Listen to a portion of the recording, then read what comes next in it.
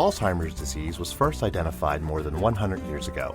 Nonetheless, the precise physiologic changes that trigger the development of Alzheimer's remain largely unknown. More than 5.4 million Americans of all ages have Alzheimer's. Consider this. Nearly half of people age 85 and older, 45%, have Alzheimer's. Advocacy groups such as the Alzheimer's Association play a critical role in advancing new science and advocating for those affected by this often traumatic disease. You're listening to ReachMD. I'm your host, Paul Rokuskie, and today I'm speaking with Claire Day, Vice President, Constituent Services of the Delaware Valley chapter of the Alzheimer's Association. Claire, thanks for joining us. Thanks for having me. How did you make your way to the Alzheimer's Association? Well, I'm a trained social worker. I started my career working in long-term care in nursing homes, and I was actually a volunteer for the Alzheimer's Association as a support group facilitator. And then I joined our walk committee, and I always say once you're a walk committee member, you're practically staff anyway. And so I was able to join the chapter full-time in 2001. So can you tell us about your role specifically? My role is to oversee all program and service delivery that our constituents receive throughout our 18 counties. So that includes our support groups, educational programs for both persons with the disease as well as their care partners, our 24/7 helpline, which is available to anyone to call if they have a question, if they're having a concern about themselves.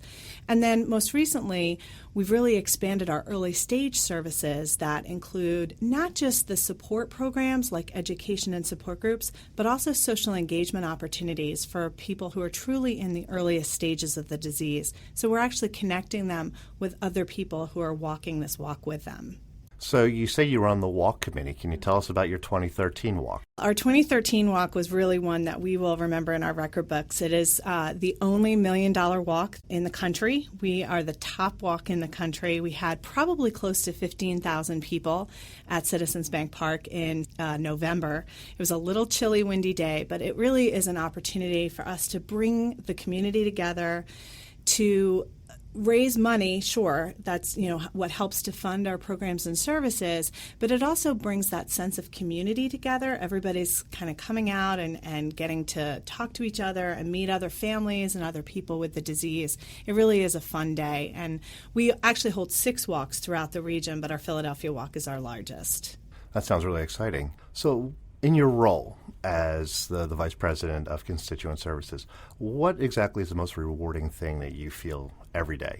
I think for me, it's about making connections to people in our communities. So it's making sure that they realize that there are services or programs out there that they can take advantage of. So many people feel isolated with this disease, and they feel like they're walking it alone. And it can feel that way because it is such a devastating disease. It does change every aspect of both the person who's been diagnosed as well as their care partner. We see care partners whose friends disappear. They don't get invited to go out to dinner anymore. They're like losing that social connection, as well as now dealing with maybe changing roles within the household. They're now taking over all the bills and all the finances and all the responsibilities. And so what I love about my job is really being able to bring people together who feel that sense of community through service of a program, through connecting in a support group, through just letting them know that maybe it's not our services, maybe it's other services that are available that they didn't know about. They're going to ease their daily life. So what do you view as your most valuable service? I think it has to be our 24/7 helpline, although all of our programs and services are wonderful. What's great about the helpline is it's consistent. It's there every day. Calls can come in Monday through Friday to our local office, and they're answered by one of our clinical staff who are able to guide families through the question that they have or the services that they need. But what's great about it is after hours, that's rolled to our national contact center, so there's always a live person available to take a phone call. And, in this world of technology and when you call a service place now, you have to dial 1, you have to press all these buttons just to get to a live person. I think that's such a valuable piece that we're still able to provide to families because it really, sometimes emergencies don't happen Monday through Friday, 9 to 5. Those questions don't always pop up during business hours. And it's nice to know that there's always someone on the line no matter what time of day or night. If you're just tuning in, you're listening to ReachMD, the channel for medical professionals. I'm your host, Paul Rokuskie, and today I'm speaking with Claire Day, Vice President, Constituent Services of the Delaware Valley chapter of the Alzheimer's Association. So, Claire, we talked a little bit about what's the most rewarding for you and your best service. What other services do you offer? We offer opportunities for consumers and people with the disease to receive education. And one of our newest initiatives in the last few years has really been reaching out to physicians in the area, neurologists, geriatricians, people that are treating patients with Alzheimer's disease, just to let them know that we're here and that our services, for the most part, are free to consumers, because we know it takes time to talk about Alzheimer's disease. Alzheimer's disease elicits questions. People are frustrated. They don't know where to go next. They don't know what to do once they have the diagnosis. And although there are some treatments out that are said to slow the progression of the disease, there isn't really a treatment plan that physicians can offer. And so we have that time to talk to families, to talk to people who have just been diagnosed, to help them through the psychosocial aspects of the disease, the service end of the disease, and work with the physicians to make sure that they're getting the best medical treatment as well, based on any other diagnosis that they may have. So it's really been rewarding for us to see physicians post our helpline flyers in their offices, give that number out to patients. It's funny, when a physician tells you to do something, people are most likely to do it. And we've had people come to our services saying, well, my doctor told me I had to come to your support group. And, they couldn't find an actual time that suited them. And they were really worried because they kept saying, but my doctor told me I had to go. And so it's really kind of nice to see that relationship between us and the medical professional working together, because there's a lot of people in our community that need support, and we have to work together if we're going to reach them all. Yeah, navigating the system is always the most challenging aspect once you get that initial diagnosis and what's the next step. And it's great to know there's resources out there like your association to help with that. Absolutely. Thank you. So you talked about what's going on now and what you really look as, the greatest aspects of your organization. What do you have coming up in 2014 and beyond in the way of initiatives? Well, one of the things that I'm really excited about for 2014 is going to be the introduction of a new research symposium for medical professionals. So we're going to be putting on a conference essentially for researchers where we can actually learn about the current research that's happening here in the Delaware Valley. That's going to be happening in late spring, early summer in the Philadelphia region.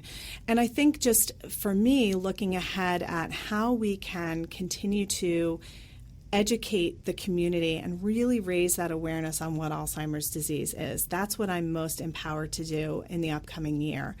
There are too many people that come up to me who say, I wish I'd known about your helpline when my mother was alive. I wish I'd known your services were there. And we've got to change that. You talked about the statistic, 5.4 million Americans. Every 68 seconds, someone in America develops Alzheimer's disease. We know the baby boomers are at greatest risk. The first of the boomers turned 65 January 1st, 2011. So we know each year that number is going to get bigger and bigger, and we've got to be working together as a community to make sure that everybody has access to the education, information, and then the services that are available. So for me, that's what I'm most excited about for 2014. So anything specific around the awareness initiative? We don't have a specific campaign planned other than we just want to really work with people to get the word out, really work with new partners and develop new programs that can help to get the word out to members of the community that maybe don't know the Alzheimer's Association exists. Because it's not that people don't think our services are great. We're very fortunate in that regard. It's just that enough people don't know that we're out there to help them, and that's one of the things we want to change. And the way we're going to do that is start working together. So where you are working right now, how is your chapter received?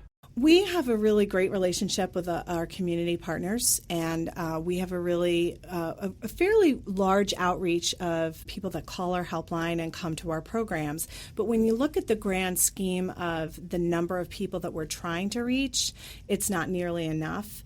I think what's great about our programs that for the most part, all of our programs and services are free. The only one that's not free for consumers is our Medical Alert Plus Safe Return program, which is a national registry program for people who are at risk for wandering. It's a bracelet system that basically identifies them as being memory impaired and then works within a national database so that if someone goes missing, a Good Samaritan who might find the person or the police can identify that person and then through an 800 number be able to connect that person back to their loved one. Wandering is a very common behavior that's associated with the sort of moderate or late stage of the disease, and it's really one that is so important. Safety is number one with our constituents. As I mentioned earlier, the precise physiologic changes that trigger the development of Alzheimer's remain largely unknown. Even knowing that, what is there to be optimistic about in the future? Yeah, and that's a question that I sort of struggle with every year because, we see a lot of these researchers doing the very best work that they can, but still having, at the end of the day, not statistical significance with their research. I think for me, what I'm most hopeful about is that through the advancement of the National Alzheimer's Project Act, which created a national plan that was through President Obama in 2011, he created this national plan. States are now adopting state plans on Alzheimer's disease, which is really showing the states coming together to really think about how are we going to support all of these constituents in the upcoming decades.